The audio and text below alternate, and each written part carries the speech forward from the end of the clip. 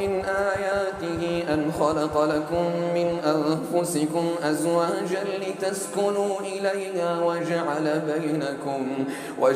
بينكم مودة ورحمة إن في ذلك لآيات لقوم يتفكرون.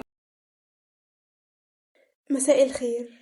معظمنا بيسمع الآية دي كتير جدا، بس مش كلنا بنسأل سؤال مهم: هو يعني ايه سكن؟ أو حتى ليه ربنا شبه الزواج بالسكن؟ ولكن عشان نعرف الحقيقة لازم نرجع لزمان شوية ونسأل سؤال مهم: هو ليه ربنا خلق حواء لآدم؟ فتعالوا نرجع ونعرف ليه حصل كده. لما ربنا خلق سيدنا آدم وعاش في الجنة، كان بيمشي فيها وهو حاسس بالوحدة، حاسس انه زهقان ومتضايق، او بمعنى اصح مستوحش، رغم انه عايش في الجنة اللي احنا دلوقتي بنسعى ليها. ولكن هو كان حاسس بالاستوحاش رغم ان عنده نعيم كبير جدا. بس بعض الاقوال بتقول، والله اعلى واعلم، ان ربنا عمل كده عشان سيدنا آدم يحس بالافتقار الفطري للونس والونيس. فلما ربنا اتأكد من شعوره بالحاجة وافتقاره الوجداني بالونس، خلى سيدنا آدم ينام عشان يخلق السيدة حواء من ضلعه الأيسر اللي جنب القلب مباشرة. بقدرة الله عز وجل خلى سيدنا آدم ينام عشان ما يحسش بالوجع، عشان لو حس بالوجع هيكره حواء. فكانت الحكمة في النقطة دي هو الحماية من أي حاجة في العلاقة ممكن تؤدي إلى النفور الجسدي والنفسي. العلاقة قامت على المودة والرحمة. ولما سيدنا آدم صحى من النوم وشاف حواء عليها السلام، فقال لها انت مين؟ فقالت له امرأة. فقال لها لماذا خلقتي؟ فقالت له لتسكن إلي. يعني الست اتخلقت من جنب القلب عشان تكون المسكن النفسي ليه في وقت فرحه أو حزنه، عشان دورها إن هي تحافظ على الجزء ده من الراجل.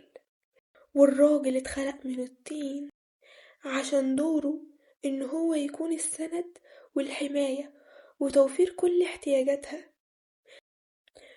الزواج وقتها قام على حاجتين: مودة ورحمة وسند، وإن أي حاجة ممكن تسبب بينهم كره اتشالت، وبقى بس المودة والرحمة اللي موجودة. ولكن عشان نفهم ليه المفهوم ده اتقلب، وليه الست بقت بتتعامل بطريقة مختلفة والراجل كمان بقت حياته مختلفة، فلازم نروح نعرف ايه اللي حصل بعد كده في العصر الجاهلي. في العصر الجاهلي اختلفت مكانة الست تماما، وحواء ما بقتش هي الجزء اللي اتخلق عشان الراجل يروح له بقلبه ويكون هو السكن الروحي والعاطفي ليه. الزواج في العصر الجاهلي ما كانش مبني على رأي المرأة. الست بقى ملهاش حق ان هي توافق او ترفض. بقى الزواج مبني على ان ولي امر الست هو اللي يوافق او يرفض. لما الست كانت بتتجوز في الفترة دي، الزواج بنسبة كبيرة ما كانش بيبقى مبني على محبة، كان بيبقى مبني على ان دي هتكون مصلحة عيلة او قبيلة. الزوج كان شايف ان الزوجة هي ملك اشتراه، مش نصه التاني اللي ربنا خلقه ليه. كانوا بيتعاملوا مع الست على انها عرض فقط، ولكن ده مش معناه غياب الحب. لان في بعض الروايات والاساطير اللي احنا سمعناها زي عنتر وعبلة كانت بتوضح لنا ان مهما حصل الست هي الغاية والنص التاني الحلو في الحياة. ولكن مع كده حقوق الست كانت مهدورة جدا، لأن الست كانت بالنسبة لهم في الوقت ده ملك بيتجوزها الأب عشان يورثها الابن أو الأخ. يعني كانت عبارة عن حاجة متوارثة في العصر ده. كان عندهم حق إن هما يسيبوا الست دي ويتجوزوا دي ويعددوا بعدد لا محدود. ولكن في الوقت ده هما نسوا حاجة مهمة: نسوا حواء اتخلقت منين. في الأول قلت إن حواء اتخلقت من القلب مش من الرجل عشان تكون أقل من الراجل، ولا من العقل عشان تكون أعلى منه. هي اتخلقت من القلب عشان تكون سكن ليه. ولكن لما نزل الإسلام على الرسول صلى الله عليه وسلم بدأ الزواج يكون عبارة عن ميثاق غليظ، يعني مش عقد بيع وشراء زي ما كانوا بيعملوا في الجاهلية، بقى عهد مقدس ليه حقوق شرعية وروحية.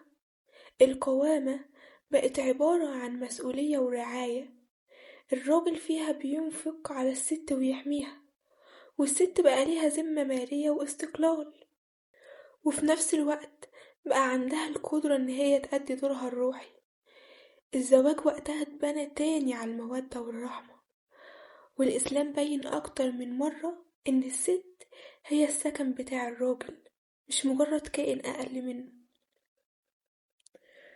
طيب طالما الجاهلية حصل فيها كده وبعدها جه الإسلام عشان يصحح مفاهيم الزواج، ايه اللي حصل دلوقتي؟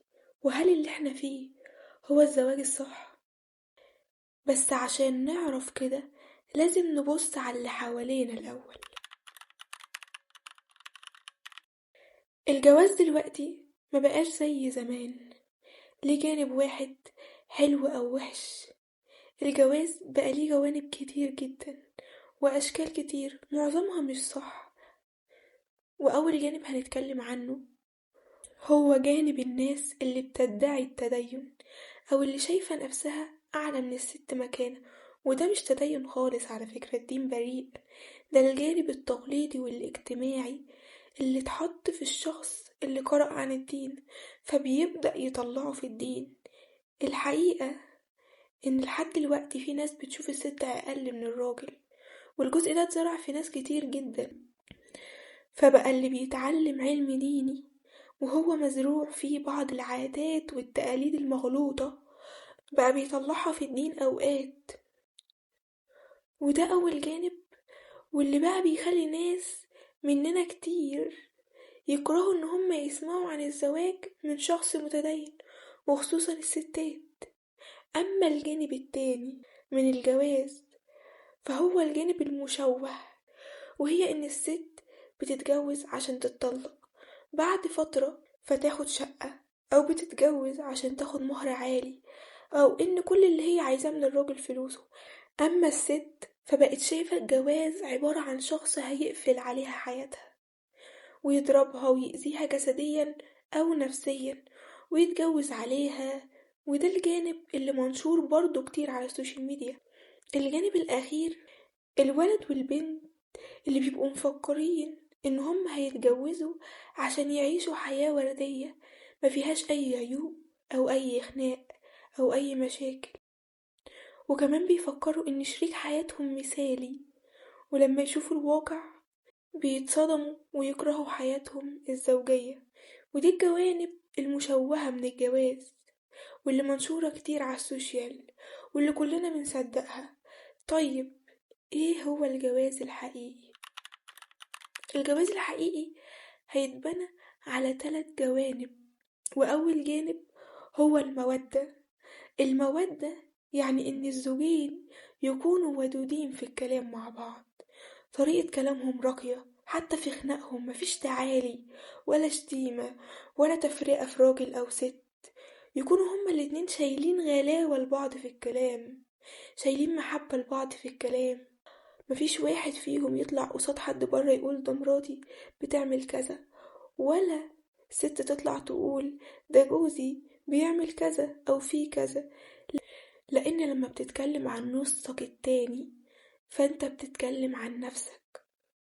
مش دايما هنعمل كده بنسبة 100%، لأن احنا بشر بنغلط، بس محتاجين نبرمج عقلنا على الصح ونفهم إن كل مرة بنغلط فيها لازم نرجع نعمل الصح من أول تاني. أما الجانب التاني فهو تصغير الأخطاء، إن احنا ما نشوفش كل مشكلة بيعملها شريك حياتنا إن هي مصيبة، ما نبرمجش حياتنا على إن كل مشكلة هتحصل هيترتب عليها خناقة كبيرة. ممكن كل مشكلة تحصل نصلحها مع بعض بهدوء ونصغر الغلط ده ونعديه، عشان لو كل مشكلة حصلت اتخانقنا، صدقوني عمر ما هيكون ده جواز مبني صح نفسيا. فخلينا رحمين ببعض، بقلوب بعض، عشان الحياة تمشي. الجانب التالت هو معرفة الأدوار وتقدير شريك حياتنا. دورنا كراجل أو كست معروف من يوم ما اتخلقنا، وإن الراجل هو الجزء الحامي. يعني الراجل لازم يكون عارف إنه زوجته مسؤولة منه في كل حاجة، مش بس ماديا، ده نفسيا. مسؤول إنه يفرحها، يعيشها سعيدة، مسؤول إنه يصرف عليها حتى ولو بقليل قلة، مسؤول إنه يحميها، مسؤول إنه يساعدها إن هي تحقق ذاتها. عارفة إن أوقات في رجالة بتفكر إن الست لازم تكون بس للبيت. صدقني كل ما زوجتك هتحس بقيمتها أكتر في حياتها، كل ما هتدي لبيتها أكتر، فبالتالي ده كله هينعكس على بيت سعيد. أما الست فهي السكن بتاع الراجل، النص التاني الحلو من الدنيا. مسؤوليتها هي إن هي توفر بيت سعيد، تطلع جيل صالح، مسؤولة عن إسعاد الزوج. أنا عارفة إنك اتخلقتي كإنسانة عندك مشاعر إنك تحققي ذاتك، وده حقك، بس ما تخليش أهدافك في الحياة تنسيكي عن أهم دور ليكي في الحياة. فحاولي دايما تكوني متوازنة بين بيتك وأحلامك وأهدافك، لأن صدقيني ده اللي هيدخل على قلبك وعلى بيتك السرور والسعادة. في الآخر خلينا فاكرين إن احنا نصين، اتخلقنا عشان نكمل بعض، مش عشان نكون أعداء ضد بعض، ولا إن حد فينا يكون أحسن من التاني. فما تخلوش السوشيال ميديا أبدا هي المراية اللي بنشوف منها العالم، لأن في حاجات كتير قوي ما نعرفش عنها. السوشيال ميديا مش بتطلع منها غير الجانب الوحش اللي فيها. وبس كده، بتمنى أكون وضحت كل النقط اللي في الحلقة. ولو الحلقة عجبتكم قولولي في التعليقات ايه أكتر جزء عجبكم فيها. مع السلامة، أشوفكم الحلقة الجاية.